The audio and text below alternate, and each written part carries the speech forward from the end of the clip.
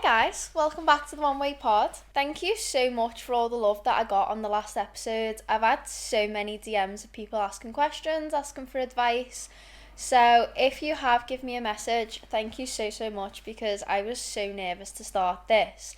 You have all just made me feel so much more relaxed about it. In today's episode, I'm going to be talking about the messy middle, and that's what I like to call that bit where maybe like you're working towards a goal and you're not you the end just feels like really far away, or maybe things are feeling a little bit uncertain, maybe you haven't got it figured out. I mean, who does have it figured out, let's be honest. But when you're just feeling like you're really in the messy middle of it, we all have goals, whether they're big, whether they're small, we all have them. And when you're first starting out towards that goal, everything's new and exciting and fresh. And then when you're close to the end, when you're nearly reaching that goal, it's motivating because it's like the finish line's finally in sight.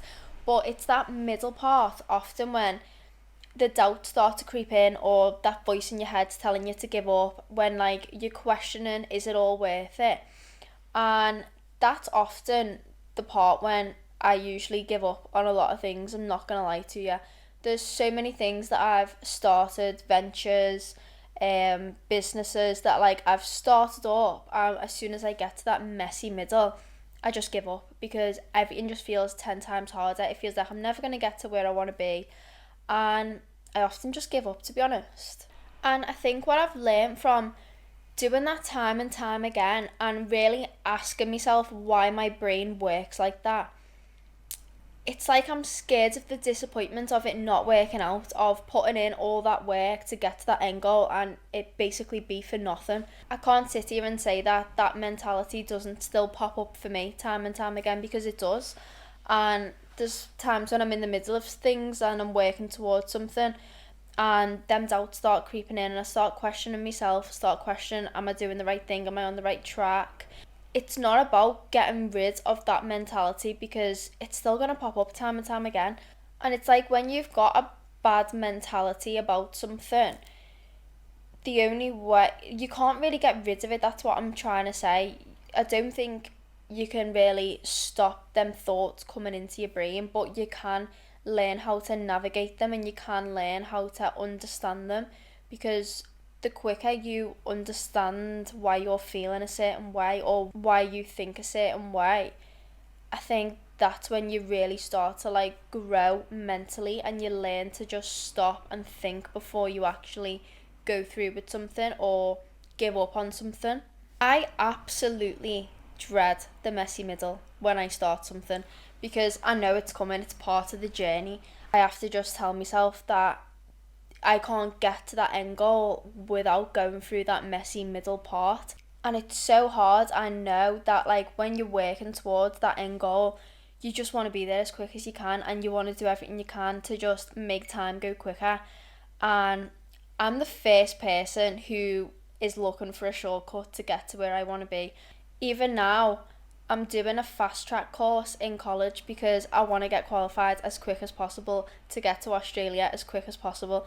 So like even that, I've took a shortcut. I'm still having to go through the messy middle part of actually going to college every week and learning a new skill, but you just have to look at it as a sense of you do just have to go through it, and I do have to tell myself you can't get to where you want to be if you don't go through this middle part.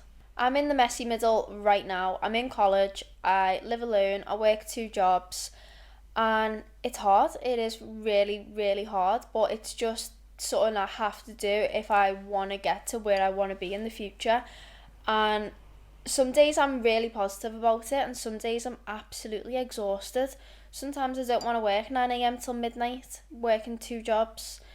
Sometimes I just want to sit in bed all day and do absolutely nothing, but I can't because I've got bills to pay, and that's not going to get me to my end goal any sooner. So it is kind of one of them things where you have to sacrifice something now to maybe like gain more in the future, but it's just about learning to also just enjoy the process along the way, because me being home right now in the UK for a year, I get to spend time with my friends and family. I've got to meet one of my best friend's babies. I watched her take her first steps like literally yesterday, and that was just so special to see. And I'm learning a new skill. I'm getting free education. I'm living independently, and I'm never gonna get this time back. I'm never gonna get this period of my life back again. And yet, sometimes I do still find myself trying to rush the process and wish me time away. So if you're the same and you're constantly just trying to rush through and just get to that finish line, I completely understand it, but you have also just got to sit back and be grateful for where you are actually right now, because you're never going to get this time back. And the journey is what makes the end goal so much worth it in the end. When I look back at some of the goals that I've aimed towards and the struggles I went through to get there, looking back now, that's when I've met some of my best friends. That's when I've made the most amazing memories. Them times when I thought, oh, like life's so hard, I was actually like living my best life and I didn't even know it. And it's so easy when you're in this phase to feel like you just don't have anything figured out. And you're looking at the people around you, you're looking at people on social media, and maybe they're already at the goal that you've set yourself. Maybe they've already reached that point that you're currently working towards. And you've just got to remind yourself that one day they were in the exact same position as you. They were working towards that goal. They were in the messy middle of it. And just because they've reached that point that you're working towards now, that doesn't mean that they're not also in the messy middle of something else, working towards something else. Because as soon as we reach that goal that we're setting for ourselves, another goal will pop up and we'll want something else, or we'll want to go in a different direction, or we'll want to change something. So if you spend all of them times in the middle of reaching your goals, wishing them away and wishing to get to that goal faster, before you know it, you've literally wished your whole life away. And that's just another thing I wanted to touch on as well. If you're working towards a goal and you think that once you reach that goal, you're going to be happy, once you get that house, once you get that car, once you have that number in your bank account, that's when you'll be happy. I can guarantee you, you're just setting yourself up for disappointment. And I've done it before. I've done it so many times where I think, "Oh, once I have this, once I get there, once I have that, once I've done this, then I'll be happy, then I'll be satisfied." And that's never been the case. And I just don't think happiness is a destination or something that we can chase. We can have goals that make us happy or will give us a happy life. But I think internally, if you're not happy and you think you're going to be happy once you have something else, then you're just constantly going to be chasing the idea of happy, and you're going to be in a toxic cycle of sort of convincing yourself that you're not happy where you are now. And I've always said this: if you can't be happy with nothing, then you can't be happy with everything. You have to be able to be happy when you have nothing before you can be happy when you have everything. And that's something I learned from my mum. Growing up, there were times when we really had nothing. There was a time when you could probably say we had everything. We had a nice house, we had nice cars, we, doing food shops and Marks and Spencers every week, always had new clothes, just like financially comfortable, and what social media basically likes to consider the ultimate sort of happy family lifestyle, I guess you could say. To one day having absolutely nothing but a mattress on the floor in an empty house with no electricity, no heating. We were using candles for light. There was 3 of us on this mattress on the floor to keep warm. And that time has always stuck with me so significantly. Not because it was hard, not because we didn't have anything, but because of how happy we were when we had absolutely nothing, and just how fun my mum made that time when it was a really hard time, but we didn't know that because she never let us know that that was a hard time for us, if that makes any sense. So she basically told us that we were playing camping and me auntie would come round with lunch boxes, so that felt really fun. And we didn't know that it was because we didn't have any food or we didn't have any way to cook. We thought it was because we were playing camping, and it was fun and it was exciting, and I always remember it because we were genuinely so happy. We went from having everything and not being happy to having absolutely nothing and being happy. So I feel like that's why I'm never really scared to have to start over again and start with nothing. You know, I left Dubai with, I think it was £25, 75 dirham, I can't really remember. I think that's less than £25 actually. I left with 75 dirham in my bank account and a suitcase of clothes.